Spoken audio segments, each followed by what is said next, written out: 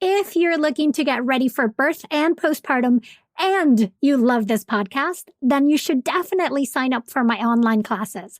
My birth prep class is going to help you have a flowing birth, and my postpartum prep class will make life with your newborn so much easier. Learn more and sign up at birthfulcourses.com today. That's birthfulcourses.com. So I was super triggered and extremely upset. But at the same time, I was like so done being pregnant and so done everything because she wasn't coming on her own. And I knew that. It was intuition telling me like, we're not leaving the hospital today. That's Amy Silva recounting the moment she realized that her delivery would not be at home or in a birth pool with her older daughter as she had hoped for. Amy talks about how she powered through with a hospital birth, making informed decisions about how to dilate her cervix, when to break her water, and the induction of her birth. But then when protocols changed and a doctor insisted she get a COVID test many hours after she was in the hospital, even though she was entering the pushing stage and the results would not be ready for 3 days, she exercised her right to informed refusal by saying no. Let's get into her story and hear about how ultimately she changed hospital protocols in her area to assert the rights of birthing people. You're listening to Birthful, here to inform your intuition. Welcome, Amy. It is so great to have you here on the show. And why don't you start out by telling us a little bit about yourself and how you identify? My name is Amy. I go by she, her. I am married to my best friend, Kevin, and we have 3 beautiful kids together. I'm also a doula and a yoga teacher and a reproductive and mental health advocate.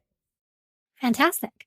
So I know when you wrote in, you said that you had to basically advocate the bejesus out of this birth. And that's what we're going to be talking about today. This is for your 3rd birth that this happened. Yes. So most recently, so December of 2020. So briefly, tell me, how were your first and second births? My first one, in comparison to my other ones, was quick. Not really. It was 19 hours labor delivery. The second one with my son was 46 hours of labor and delivery. So long labors, easy deliveries. They were both 30 minutes of pushing. That part was always fine, but the labor part itself, and I'm a bit of a baby, so I don't deal with pain very well. I mean, but clearly you do, because you did 46 hours of start to finish. And we have to stress that, like, probably the many first hours at the beginning was non-eventful, not that painful, like they ramp up. But you still did 2 days, you know? Yeah. 2 days is a lot when you're not sleeping. Yeah, so much. And then those were hospital births, correct? They were both planned hospital births, yes. So for this third one, what were you looking to have? So with this third one, I was planning a home water birth with my midwives. So with my first 2, I'd always wanted a midwife, but I was never able to get one. This one, I was able to get a midwife. The day I found out I was pregnant, within an hour of finding out, I applied to all of the midwifery clinics and I got a midwife and I had an amazing team. So it was great. Awesome. So then you were planning for a home birth, water birth, had your team of midwives, had done this a couple of times before. And then how did it all start? So I think I was about 36 weeks and we attempted an ECV because the baby was transverse. So we knew a couple months before that she was transverse. I'd had a 3D ultrasound and the technician there was like, "Oh, did you know the baby's breech?" And I was like, "No, what breech position is she in?" And she wouldn't tell me. So I was like, "Okay, we'll see what happens." So right away I was like spinning babies, like let's Cairo, like anything and everything we can to try and like spin her now before she gets too big. My midwives were like, "It's okay. Don't worry. A lot of babies, are breech and they flip themselves." And I was like, "Yeah, that's fine." And like, I know that, but she never flipped. So. And you said she was transverse, and let's clarify that. So by 36 weeks, you tried the ECV because she was transverse, meaning she wasn't head down or head up. She was sideways. completely sideways. So I went into the hospital. We went in one evening and they were going to attempt it and they weren't able to just because of the position that she was in. Like her back was up against my stomach and where her head was, they were like, it's not safe for us to move her. So we left quite defeated. And I also want to clarify what ECV is. It's an external cephalic version where they find baby's head and bum from the outside and manually rotate into a head down position. Yeah. So the first time they didn't really move her. They felt around and they're like, this isn't going to happen. And then we went back about 5 days later and had a successful ECV. And by that time, I was 39 weeks. So I was like, if we turn her today, let's do a Foley catheter and try to induce labor because I didn't want her flipping back. So that was my choice to ask for that. It wasn't even kind of presented to me as an option until I brought it up because my team knew that I really wanted as much of a natural birth as I could. And that did not happen. How dilated were you at that point to get Foley in? I think I was 1 centimeter. That's all you need. Mm-hmm. Yeah. So they did the Foley. Did she also break your water? She did not. So they put the Foley in. I kept it in for 24 hours and then we took it out. My midwives came over to the house to check me and I was still only, I think, 3 centimeters at that point. So they were like, let's see what's going on. So they did a physical check and the baby's head was too high. Like they could not touch baby's head. It was very bobbable is the term that they were using. So not safe. Yeah. And I've heard over here, we say like the head is floating, that they can actually, it's not engaged. So if they touch it, they can push it up. Yes. So that's how she was pretty much until she came out. So they're like, it's not safe for us to break your water because there could be a cord prolapse if we were to do that. And I was like, okay, like I'm 39 weeks. That's fine. Like we'll see what happens over the course of the next little while. A new car seat is a must for your child, but the biggest complaint from experienced moms is that their babies are uncomfortable in the seats because of the sun. To address that problem, the Baby Trend Cover Me 4-in-1 comes with an innovative and patent-pending canopy with different height positions, ratcheting coverage, and sun side protection. This integrated canopy is adjustable while still letting kids interact with others in the car. It also works in both rear-facing and forward-facing positions, since the Cover Me 4-in-1 convertible car seat has a usage rating from 4 to 100 pounds and can be used as an infant rear-facing, toddler rear-facing, forward-facing, or belt positioning booster seat. Go to babytrend.com/OSA, that's OSSA, so babytrend.com/OSA, and use the code COVERME20 for 20% off. You did the Foley and it got you to 3 centimeters, which is some good change, but were you having any contractions? I was having contractions while the Foley was in. The second the Foley came out, it stopped. And during that 24 hours, like I did everything. So my doula was over. We were doing belly rubs. We were having a warm bath. We were literally anything and everything. Castor oil. I drank like an entire bottle of castor oil and it was awful, but I really just wanted to have my baby at home. So after 3 days of just trying, I was like, I'm tired. I'm exhausted. This isn't working. Let's just back off and just see if it happens naturally. And we'll come back to it in like a week. 41 weeks comes and we went up to the hospital just to check placement because I was still considered somewhat high risk at that point just because the baby's head was still floating. So every time they came to check, they would come every 2 days. Her head was still floating. So if my water was to break, I needed to call 911 still. So we went to the hospital at 41 weeks just to check placement and just try to see if they could break my water, like see if it was a safe place to do it. It wasn't. So I ended up asking for another Foley because I was like, let's just try it again. Like we were at 41 weeks. I was tired, like mentally, emotionally, just physically exhausted, didn't want to be pregnant anymore. So we were talking about inductions. And I said, that's fine because this doctor has said that she'll induce me, she'll break my water, she'll let me go home.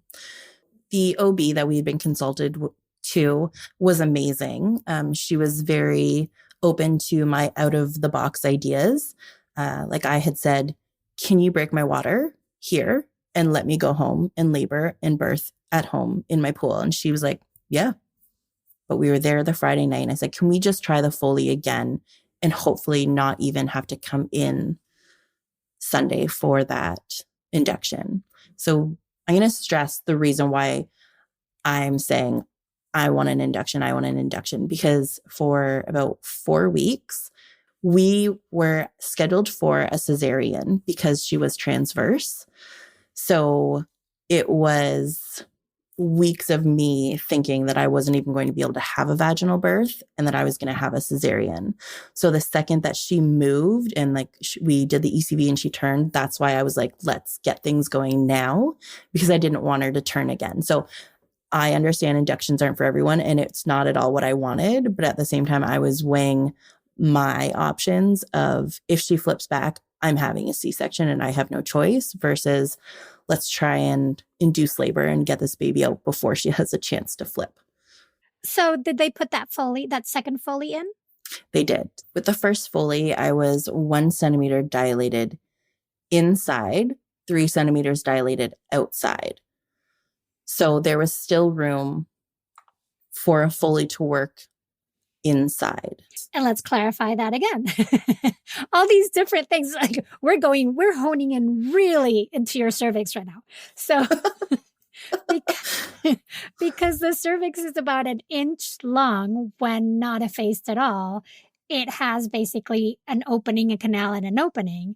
And this Foley bulb is 2 little balls with a tube in between or space in between or something. So one ball goes inside and then the other one goes on the outside. And with fluid, they pump it so that the part in the middle manually or physically expands the cervix. And so what you're saying is the one that was outside, that part of your cervix was measuring 3 centimeters, but it was sort of coning into the inside.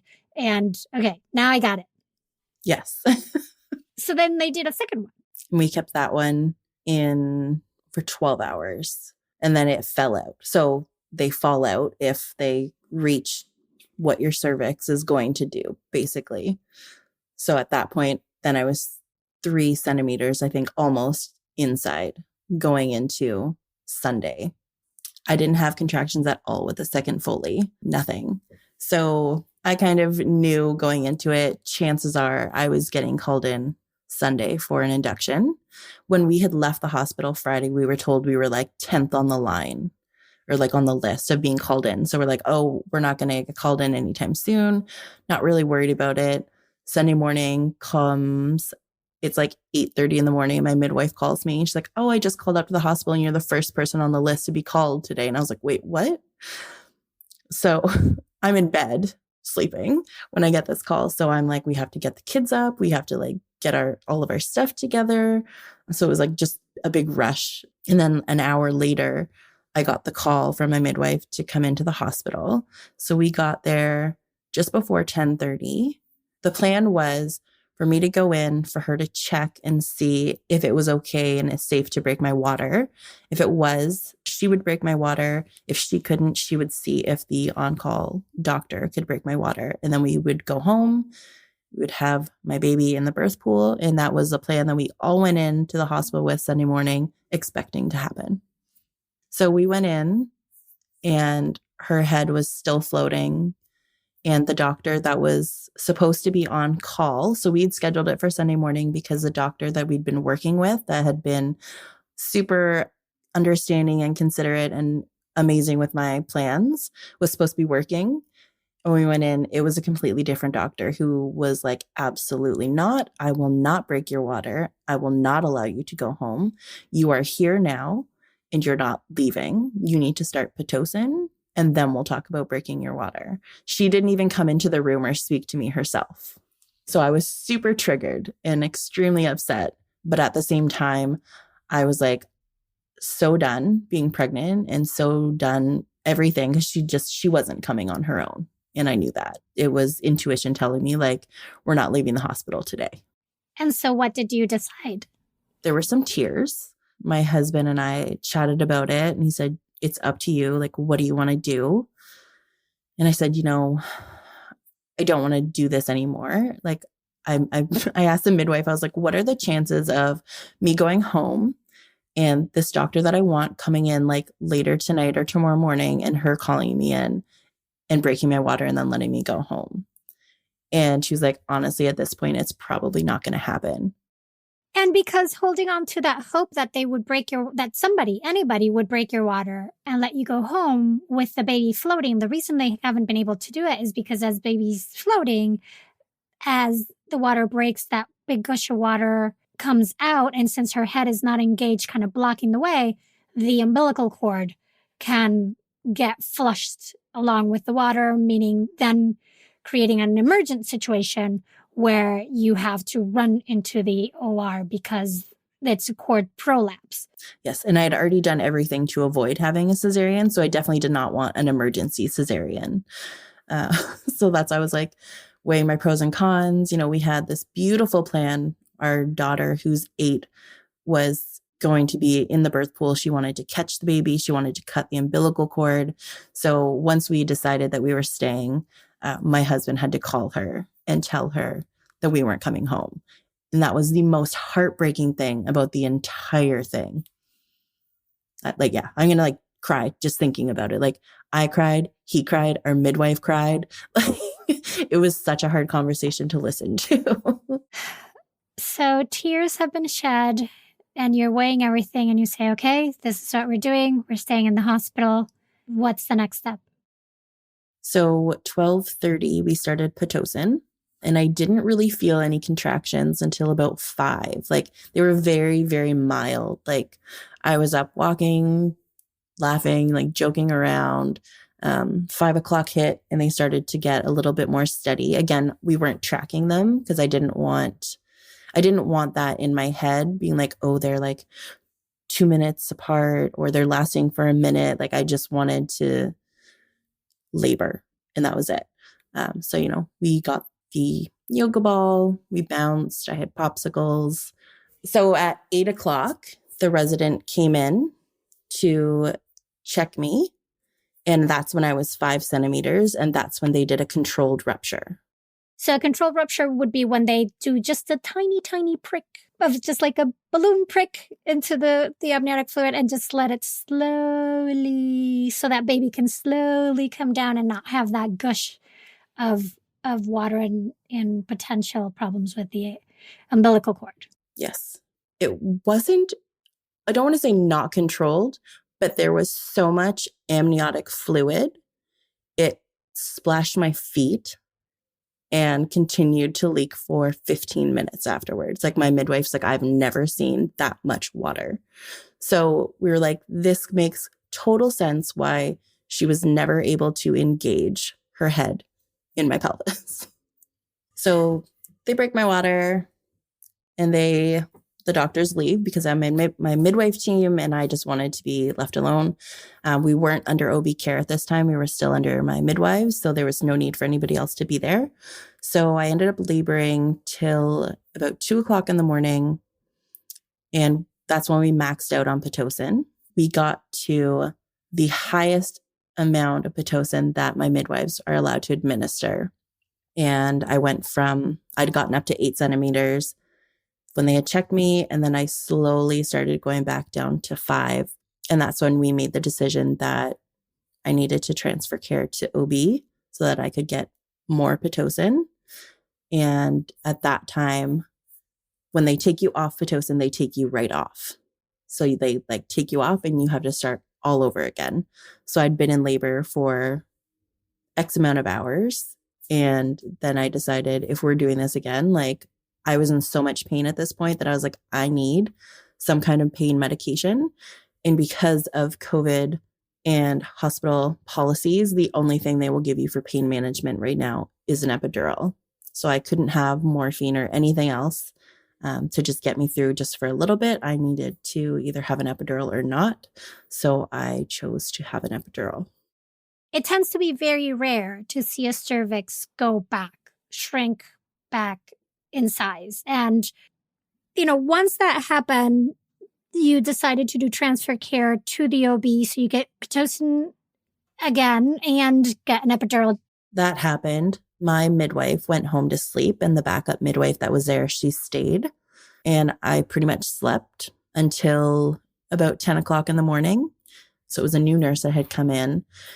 And with COVID, they had changed the hospital policy as of that Friday night to say that any admitted patients needed to have a COVID swab. So I hadn't had one when I went in on Sunday because I didn't want one. And my midwives didn't even bring it up because I told them Friday when we were in that I wasn't going to do that if it ended up me needing to be at the hospital.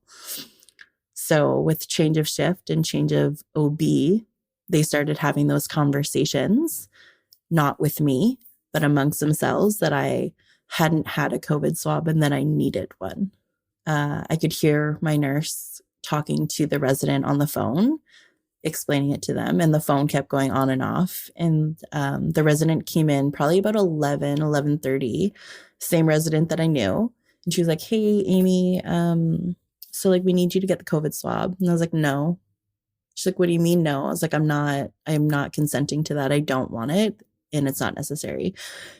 And the sheer panic in her eyes of me telling her no, because I know she now has to go back to the consultant and say she's refusing, which is not an ideal place for her to be. But I'm the patient now, and it's my choice and it's my body. And I said no. And I said, I'm not going to explain to you my reasoning because I don't have to. My simple answer is no. So at that point, the conversation went from me to the resident calling my midwife, to my midwife saying, she said no, sorry, she's not doing it. So about 1 o'clock, my midwife came into the hospital. She comes into the room, pulls a chair up in between me and the bed, and she says, "I just want you to know I've already put a call into the board of ethics." And I was like, "Oh, okay, what's happening?" So that's when she tells me the OB is threatening to transfer your medical care back to midwives because you're refusing the COVID swab. At this point, I was in transition. So my contractions are strong. They're long. I'm just in this animalistic state already. And I'm like, they can't do that. That's not allowed. They can't force me to do something that I don't want to do. I'm in between crying and yelling. So when I get angry, I cry. So I was just like, that's not fair. They can't do this. The whole reason we switched from midwifery care was because I needed that OB care. And now they're going to threaten to take that away from me. That's not ethically right at all. Because everybody has, these are your rights during childbirth. You have the right to informed consent, and consent is not signing a form. It's informed consent or refusal. You are presented with the information and you have the right to say yes or no. Absolutely. And I asked the question, is it a 15-minute result? No, it's 3 days. Well, I'm going to be at home in 3 days, and they won't have known whether I was COVID positive or not. And they were already treating me with precaution because I had refused a swab. So everybody was wearing extra PPE, not just the mask. They were wearing the gowns. Me doing a COVID swab and it coming back positive or negative would have changed absolutely nothing. And at this point, so the baby had still not dropped the last time that they had checked. And I had minimal checks, but I could feel her bum still up in my right rib cage. It didn't drop, it didn't change, it didn't move at all during labor. So at this point, I'm in transition, and they're threatening this care, and I'm I was losing steam, and I was like, you know what, let's talk cesarean because I'm done. I can't do this anymore. And it had been at this point, it was about 30 hours. I used my safe word with my husband because I was like, let's have this conversation now. And he was like, okay, if that's what you want, I'm fine with that.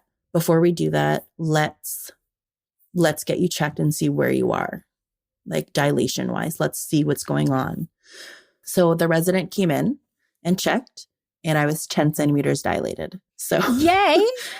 Yes. So from that point on, it was everybody in the room. My husband was there. My midwife was there. The resident doctor was there. And then in walked this consultant doctor that had been threatening to refuse me medical care. And I was like, I can't believe you have the balls, the audacity to even come in this room right now. But I was 10 centimeters dilated, and I just started pushing. And I will tell you, I have never made so much noise in my life. I've never heard a birthing person sound as terrifying as I sounded. I remember saying to my husband and my midwife, I feel sorry for any other birthing person in this hospital right now that is hearing me, because I am probably terrifying them. Were you having an urge to push and your body was going with it? And that's what the sounds that were coming out? That, and I just pushed. Like, I did not stop. They're like, oh, like, take a break. And I was like, nope, I want this baby out. I want her out now. So it was 8 minutes of pushing and she was out. The only thing that I remember being said while I was pushing was this resident doctor who had kind of been in the loop about what was going on. She'd come into my room to check me. So she knew that I was angry about this whole situation. And she looked at me and she said, get angry. And that was all I needed. I just let all that anger out while I was pushing. And I just stared at that doctor. And I was like, I'm thinking things right now, but I'm just going to scream it instead. So 8 minutes later, and then she came out and there was another huge gush of water, like so much amniotic fluid. My midwife was like, after the fact, she's like, I honestly thought we were going to the OR today. I did not think this baby was coming. Like when they were like, you're 10 centimeters, we were all like crying. We're like, what? So it was just like so much renewal in that moment of being like, I'm getting this vaginal birth. I didn't get anything else, but like, I am getting this. Well, and clearly during those 8 minutes, you took all those feelings and all those emotions that you had during the past whatever many days and just released them all as you also released your baby into the world. That was the first baby that I've had that I've cried after. Like, I've never cried. Like when my other kids were born, I was just happy. And with this one, like my husband cried, I cried. It was just such a release of emotions. And we're like, thank God she's here. Like, this is over now. Now we can just move on and go to the next stage. How are you feeling after all this with your birth experience? I feel good. And I mean, I went into it the whole time saying, if I have to have a hospital birth, if I have to have an epidural, if I have to XYZ, I will be doing that because I've chosen that and I will have exhausted all of my options. So yes, I did not get the dream home water birth that I wanted, but I still got to make decisions for myself and say no if I wanted. That's what's important, I think. Amy, thank you so much for sharing your story with us. It's really been an honor. Thank you so much for having me and letting me share my story. That was doula, yoga teacher, educator, reproductive and mental health advocate, and mother of 3, Amy Silva. You can find Amy on Instagram at Journey and Bloom Yoga Doula. The actions of Amy refusing the COVID swab and then her midwife putting in a complaint to the Board of Ethics because the OB was threatening to transfer the medical care back to midwives due to the swab refusal created a change in protocol that upholds a birthing person's rights during childbirth. Soon after, an email was sent to all the midwives within London, Ontario, confirming that healthcare providers could not force people to have a COVID swab. One thing you can do for you is make sure you understand the current COVID protocols for your place of birth so you can make an informed choice, whether it be related to the number of people that can support you and if they can swap out with other people during labor or the rest of your hospital stay, or if you need to have a COVID swab, whether it will be a rapid test or not, and how will the result or your refusal impact your ability to be with your baby in case they are separated from you, like, for example, if they need to be taken to the neonatal intensive care unit. The one thing you can do for the rest of us is share what you find. You can share it within your immediate community and parenting circles and add it to Birth Monopoly's hospital policy tracker at birthmonopoly.com/COVID-19. If you find that the policies are limiting your choices, you can search change.org to see if there's an existing relevant petition that you can add your voice to or start your own. You can connect with Birthful on Instagram at Birthful Podcast. And to learn more about Birthful and my birth and postpartum preparation classes, go to birthful.com. Birthful was created by me, Adriana Lozada, and is a production of Lantigua-Williams & Co. The show's senior producer is Paulina Velasco. Jen Chen is executive editor. Cedric Wilson is our lead producer. Kojin Tashiro is our associate sound designer and mixed this episode. Thank you for listening to and sharing Birthful. Be sure to subscribe on Apple Podcasts, Good Pods, Amazon Music, Spotify, and everywhere you listen. And come back for more ways to inform your intuition.